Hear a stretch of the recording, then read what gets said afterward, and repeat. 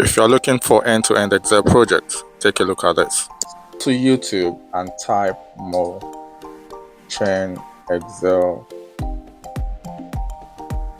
projects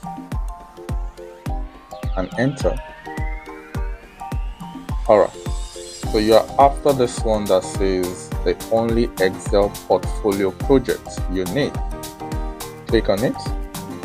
Alright, so in this video titled The Only Excel Portfolio Project You Need by Mochain, it demonstrates how to create an Excel dashboard to display a coffee shop sales data, right?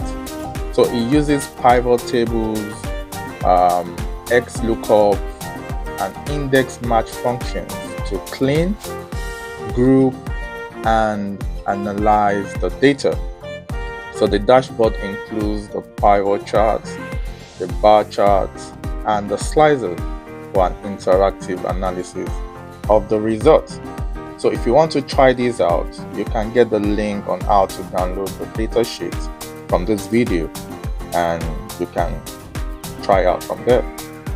So what are you waiting for? Try it out and let me know what you think. Also, like, share, and follow us for more content like this. See you. Bye-bye.